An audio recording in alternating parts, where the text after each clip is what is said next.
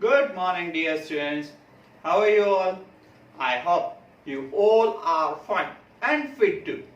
कैसे हो दोस्तों? I hope आप सभी लोग बढ़िया होंगे और साथ साथ तंदुरुस्त भी होंगे. Talking about our previous lecture, दोस्तों हमारे लास्ट लेक्चर की बात करें, we learned a poem in it. एक पोएम के बारे में हमने बात की थी, एक पोएम सीखी थी हमने इनके अंदर. Our poem number 4, A Thing of Beauty, written by John Keats. इनके इंट्रोडक्शन पार्ट में ही मैंने बताया था दोस्तों कि शेक्सपियर के बाद जो नाम लिया जाए वो नाम है जॉन किट्स. बहुत ब्यूटीफुली वो पोएम उन्होंने लिखी और इतनी अच्छी तरीके से हमने उनको समझी, अच्छे से उन्होंने नरेट किया है पोएम के अंदर. यहाँ पे जो जॉन किट्स है उनके लिए थिंग ऑफ ब्यूटी नेचर है, जो कि वो पोएम में भी दिखाते हैं. बहुत सारी जगह पे वो डिफरेंट टाइप्स के एग्जांपल देके ये चीज समझाना चाहते हैं. साथ साथ हमने ये पोएम के अंदर देखा कि what is the thing of beauty and what is the important of a thing of beauty. बहुत अच्छा सा एक एग्जांपल हमने इनके अंदर देखा था कि जब हम स्ट्रेस होते हैं, जब हम टेंशन में होते हैं, जब रात को सो नहीं पाते हैं, बहुत सारे ख्याल हमारे दिमाग के अंदर चल रहे होते हैं, तब ये थिंग ऑफ ब्यूटी, ये जो आपकी चीज है, जो आपको हैप्पीनेस देती है, जो आपको पॉजिटिविटी देती है, उनके बारे में सोचने से आपके माइंड के अंदर एक रिलीफ मिलता है. साथ साथ a thing of beauty, Joy for ever, आपको एक जॉय मिलता है.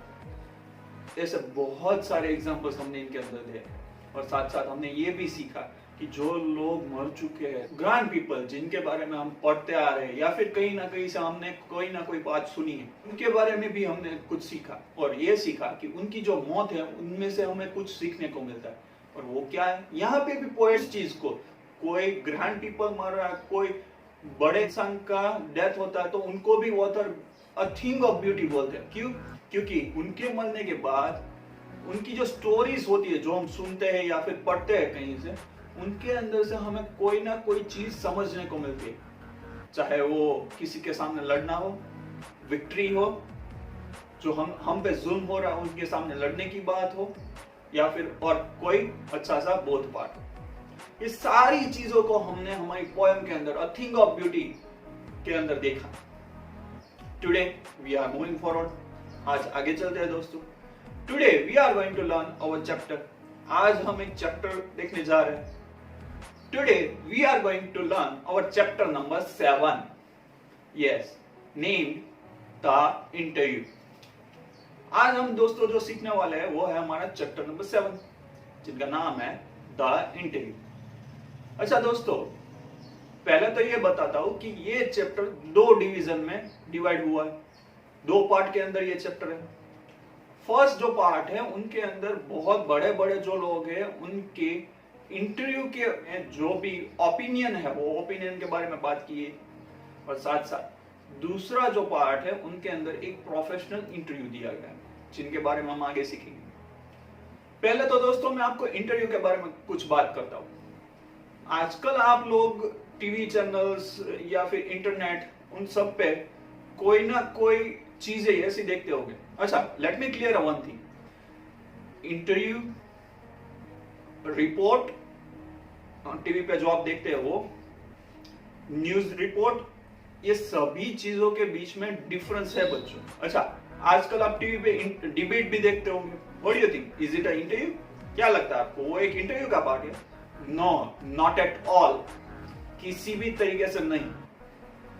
इंटरव्यू मतलब क्या है दोस्तों, वो समझो पहले. इंटरव्यू मतलब कोई भी इंसान के बारे में जानना, या फिर उनसे कई सारे जो उन्होंने जो डिसीजंस लिए हैं, उनकी जो थोड़ी बहुत पर्सनल, उनके बारे में इंटरव्यूअर उनको सवाल पूछता है और वो जो तो इंसान उनके बारे में आंसर्स करता है.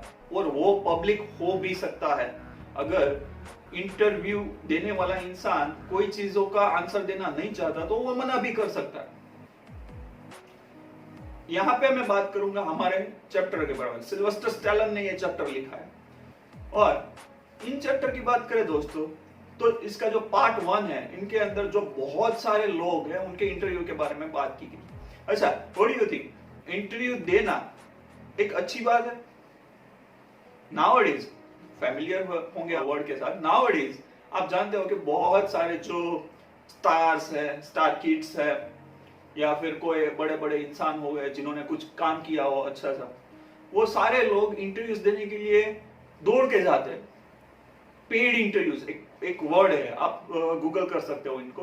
पेड इंटरव्यूज नाम की भी एक चीज होती है। वो आपको क्या लगता है, जो इंटरव्यू देना मतलब फेमस होना?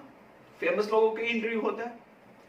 यहाँ पे मैं बात करूं दोस्तों कि एक माइंडसेट हो गया है लोगों के अंदर, जिनका इंटरव्यू लिया जाता है मतलब वो लोग कुछ ना कुछ फेमस हो चुके हैं।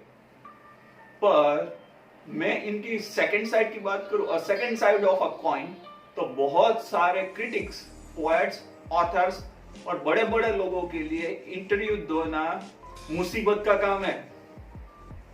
यस, क्यों? ये जो हमारा पहला पार्ट है उनके अंदर हम वही सीखने को जा रहे हैं। उनके लिए इंटरव्यू देना मतलब कोई बुरी जगह फंस जाना, अगली थिंग है वो। क्यों? क्योंकि आप कई बार देखते हो दोस्तों कि बहुत सारे इंटरव्यू में बहुत सारी कंट्रोवर्सीज होती है। मैं एक ही वर्ड बोलता हूँ और आप समझ जाओगे what I want to explain you. You know about Hardik Pandya and KL Rahul's interview in Coffee with Karan. आप लोग जानते होंगे उन दोनों का interview in Coffee with Karan, KL Rahul और हार्दिक पांड्या। इंटरव्यू की अंदर जो कंट्रोवर्सीज होती है उनकी वजह से कई लोगों को इफेक्ट भी होता है। इसलिए कई बड़े क्रिटिक्स, कई बड़े लोग होते हैं वो इंटरव्यू देने नहीं चाहते। वो लोग अपनी पर्सनल लाइफ को पर्सनल लाइफ ही रहना चाहते। यहाँ पे इंटरव्यू की सेकंड साइड दिखाई गई और आज हम वो सेकंड साइड के बारे में बात करेंगे। तो चलिए दोस्तों शुरू करते हैं हमारे unit number 7, the interview part 1।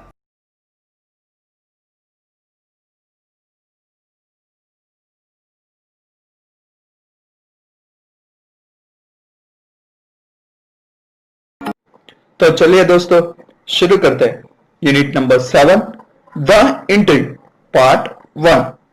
शुरू करते हैं हमारी स्टोरी, उनका फर्स्ट पार्ट।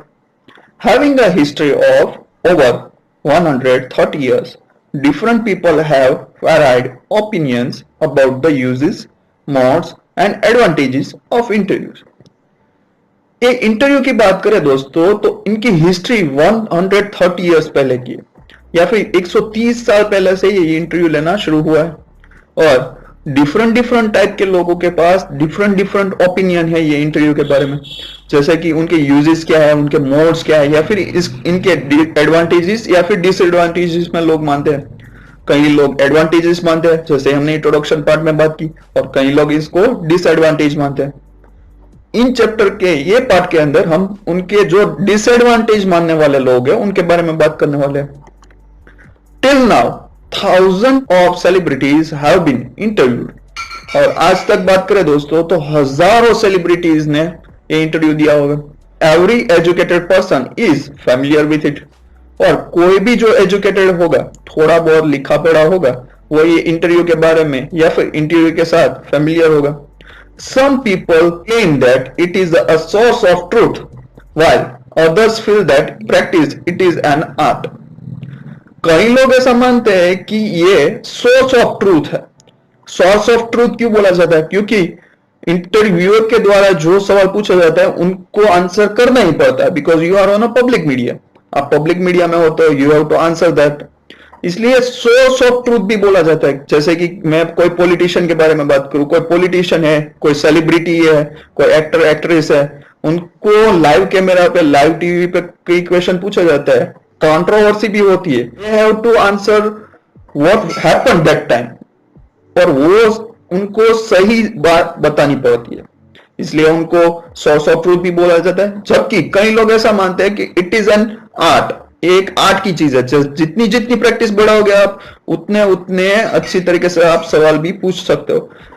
दोस्तों आप यूट्यूब करोगे तो मैं नाम तो यहाँ पे नहीं ले रहा हूँ, because this video is going to be on YouTube.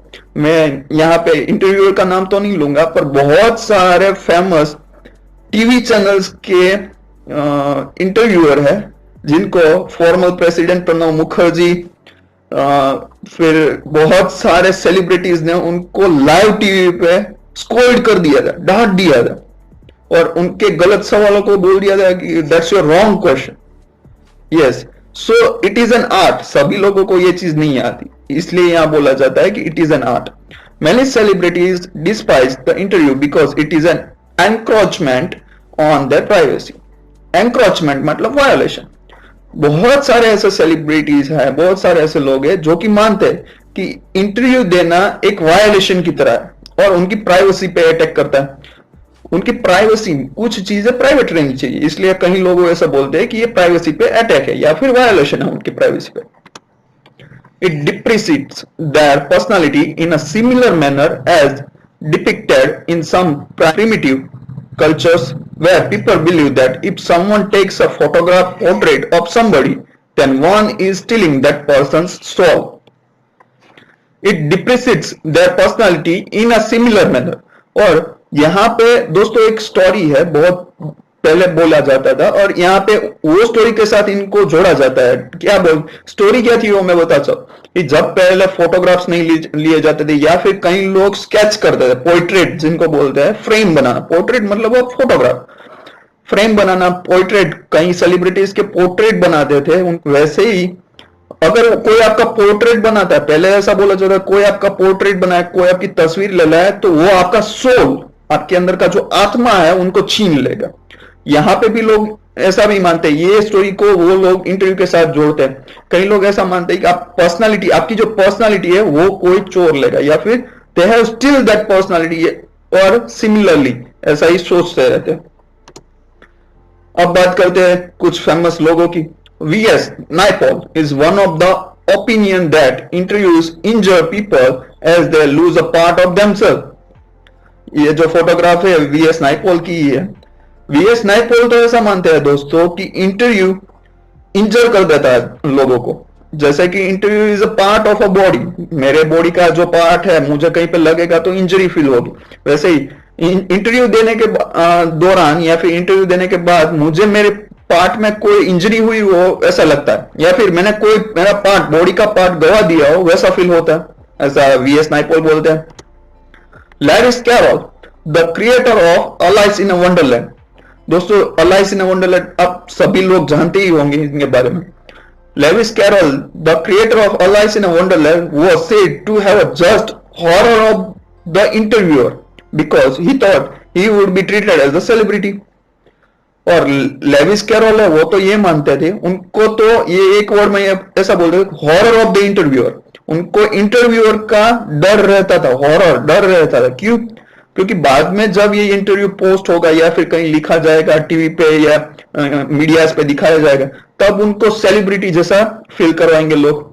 आप जानते हो कि कई सारे सेलिब्रिटीज, जैसे कि कोई भी एक्टर है वो बाहर निकल गया अपनी फॉर्म के अंदर, तो लोग उनको पहचान जाएंगे, आसपास जाएंगे, सेल्फीज खींचने लगेंगे। बट सभी लोगों को दोस्तों कहीं ना कुछ प्राइवेसी चाहिए, और ये प्राइवेसी एक्टर या एक्ट्रेस या फिर ऐसे फेमस लोगों को भी चाहिए।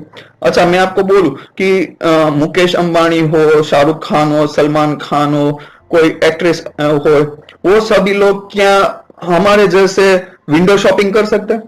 नो। व्हाई? बिकॉज लोग उनको घेर लेंगे। वैसे ही सभी लोगों को कुछ ना कुछ प्राइवेसी चाहिए। यहाँ भी लेविस कैरोल बोलते हैं कि इसकी वजह से क्या होगा, जब वो इंटरव्यू पोस्ट होगा तब उनकी प्राइवेसी छीन जाएगी, लोग उनको ज्यादा सेलिब्रिटी की तरह ट्रीट करने लगेंगे और उनकी वजह से उनकी प्राइवेसी छीन जाएगी।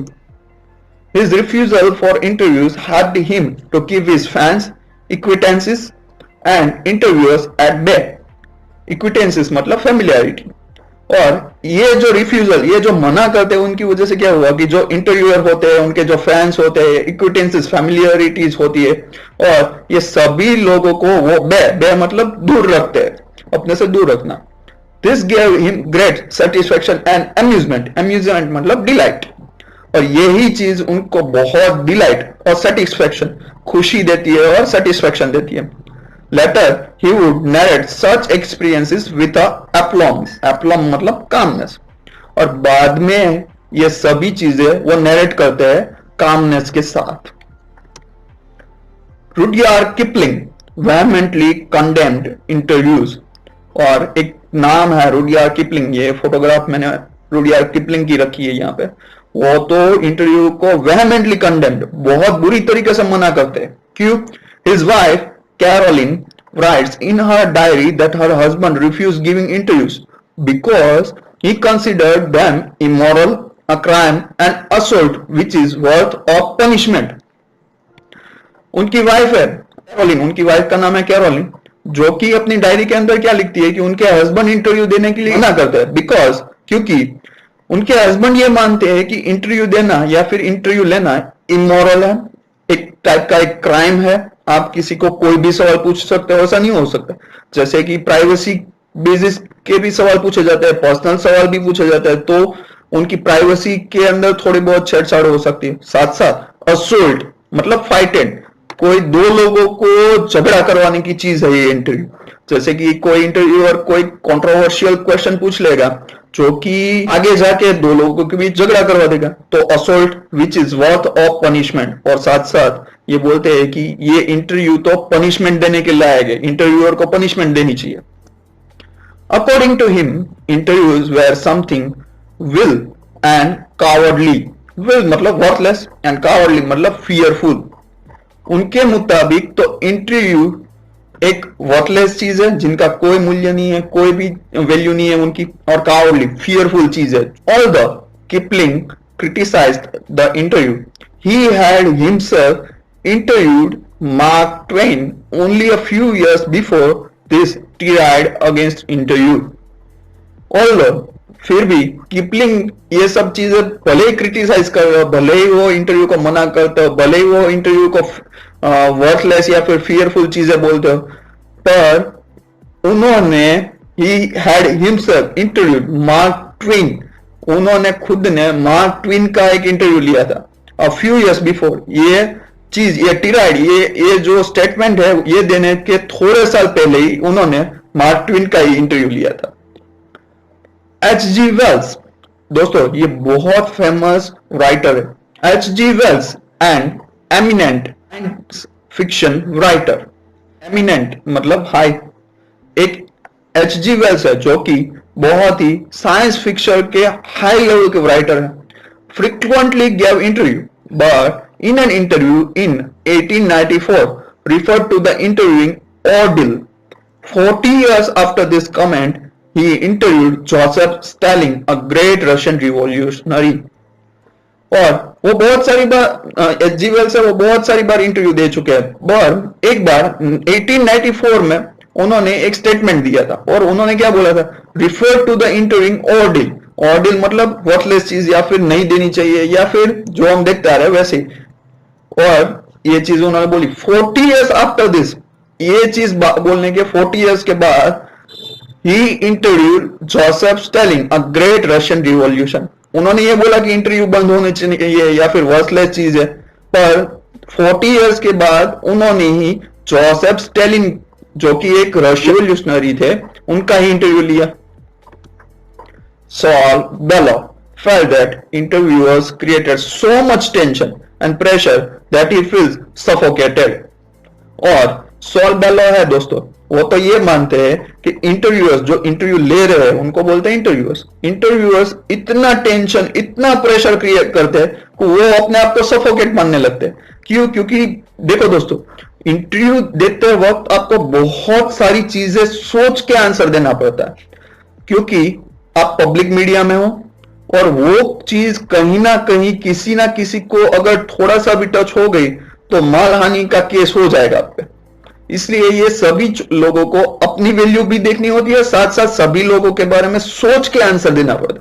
और आप जानते हो नाउअडेज आप डिबेट देखते होंगे, yes it is not a part of interview, पर आजकल जो डिबेट देखते होंगे आप लोग जो टीवी पे डिबेट में, तो हमें ऐसा लगता है कि ये लोग लड़ पड़ेंगे, अभी अभी झगड़ा कर लेंगे।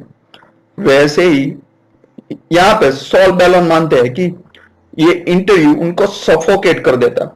ही describe interviews as a thumbprints on his wind pipe. Wind pipe मतलब यहां से हम एयर लेते हैं, उनको विंड पाइप बोलते हैं। थंबप्रिंट मतलब बंद कर देना ऑन हिज विंड पाइप। वो ऐसा बोलते हैं कि मेरे जो विंड पाइप है उन पे थंबप्रिंट आ चुकी है, मतलब वो घुटन महसूस करने लगते हैं। घुटन क्यों महसूस करते हैं? क्योंकि मैंने अभी अभी समझाया दोस्तों कि ऐसे कई बार कंट्रोवर्शियल क्वेश्चन पूछा जाता है बाय द इंटरव्यूअर्स जिनके आंसर देना बहुत टफ रहता है, और इसकी वजह से ही वो फ्रीली बात नहीं कर सकते, फ्रीली आंसर नहीं दे सकते कई बार। सो ये सॉल बेलो है, वो मानते हैं कि थंबप्रिंट्स ऑन द विंड पाइप है मेरे लिए। तो despite it's disadvantages the interview is a excellent medium of communication. हाँ, डिस्पाइट ऑफ डिसएडवांटेजेस, ये सभी डिसएडवांटेजेस है या फिर फॉल बैक्स है इंटरव्यू के, फिर भी इंटरव्यू एक कम्युनिकेशन का, बातचीत का बहुत अच्छा सा मीडियम है। Dennis Brian gives an elevated position to the interviewer because of his power and influence over the interview। Dennis Brian नाम के एक जो इंसान है, बहुत फेमस है। एलिवेटेड मतलब ग्रांड पोजीशन देना। किनको ग्रांड पोजीशन देते हैं? इंटरव्यूअर को डेनिस ब्रियन ग्रांड पोजीशन देते हैं because of his power and influences of the interview. जो भी चीजें इंटरव्यू के अंदर ली जाती है उनके मुताबिक ये इंटरव्यू बहुत अच्छे लोग होते हैं। इनके मुताबिक ये पावर वाले लोग होते हैं जो किसी भी इंसान को सवाल पूछ सकते हैं, इसलिए डेनिस ब्रियन उनको ग्रांड पोजीशन देते हैं। He terms the interview as an expressive medium, और वो इंटरव्यू को एक्सप्रेसिव मीडियम या फिर बताने जाने वाली बातचीतें या मीडियम को बोलते हैं। Here it's end of your first part। यहां पे दोस्तों आपके यूनिट 7 इंटरव्यू का फर्स्ट पार्ट कंप्लीट होता है। I hope you all understood it very well. आशा रखता हूं दोस्तों कि आप सभी को ये सारा पार्ट 1 बहुत अच्छी तरीके से समझ में आ चुका होगा। Still if you have any doubt, फिर भी अगर आपको कोई डाउट है तो यहाँ पे नीचे मेरे इंस्टाग्राम और फेसबुक के हैंडल्स आ रहे होंगे। You may message me on that and you may ask me your doubt. आप मुझे वहां पे मैसेज करके आप अपना कोई भी डाउट हो वो पूछ सकते हैं। Feel free to ask me your doubt. साथ साथ दोस्तों, अगर ये इंटरव्यू का फर्स्ट पार्ट आपको बहुत अच्छी तरीके से समझ में आ गया हो then please hit the like button. आप लाइक बटन जरूर दबाना, प्लीज भूलना मत। मैंने बहुत बार ये पहले बोल चुका हूं कि आपके एक लाइक बटन से हमारे कॉन्फिडेंस बहुत अच्छे से बूस्ट होता है और आपके लिए हम बहुत मेहनत करके अच्छे वीडियोस बनाने की मेहनत करने की एक इंस्पिरेशन मिलती है हमें। So please don't forget to hit the like button. दोस्तों, अभी मैं मेरे YouTube का एनालिसिस देख रहा था। मैं देख रहा था कि जितने दोस्त मेरे ये वीडियोस देख रहे हैं, जितने दोस्त ये वीडियोस देख के अच्छी तरह से पढ़ रहे हैं, उनमें से 37% अप्रोक्स 37% दोस्तों ने अभी तक ये चैनल को सब्सक्राइब नहीं किया है। दोस्तों, यहां पे मैं आपको रिक्वेस्ट करता हूं कि अभी तक आपने ये चैनल सब्सक्राइब नहीं किया, प्लीज सब्सक्राइब कर लीजिए। अगर आपने ये चैनल सब्सक्राइब किया होगा तो आपको ये जो पब्लिक किए गए वीडियोस है उनके नोटिफिकेशन मिलेंगे और आप वीडियोस भी अच्छी तरीके से देख पाएंगे। साथ साथ दोस्तों, हमने ये पार्ट 1 के अंदर देखा, मैंने इंट्रोडक्शन पार्ट के अंदर ही आपको बताया था कि बहुत सारे लोग सेलिब्रिटीज इंटरव्यूज को एडवांटेजेस मानते हैं और बहुत सारे लोग, हमने पार्ट के अंदर ही देखा कि बहुत सारे लोग इनको डिसएडवांटेज मानते हैं। तो मैं यहाँ पे आपको पूछना चाहता हूँ, इंटरव्यू फॉर यू आपके लिए क्या है, एडवांटेज और disadvantage? What do you think about this? आप क्या सोचते हो अबाउट एन इंटरव्यू? एक इंटरव्यू के बारे में आप क्या सोचते हो? Is it an advantages for human या फिर डिसएडवांटेजेस फॉर अ ह्यूमन? आप क्या मानते हो? कमेंट डाउन बिलो, मुझे नीचे कमेंट करके जरूर बताना ये चीज और I will be waiting of your comment. मैं आपकी कमेंट की राह देखूंगा। Here it's end of your chapter। और दोस्तों, यहाँ पे आपका पार्ट 1 कंप्लीट होता है। अब हम मिलेंगे हमारे नेक्स्ट लेक्चर के अंदर, यही चैप्टर के पार्ट 2 के अंदर। Till then, bye bye, be safe, be healthy. Thank you everyone, thank you so much, thank you.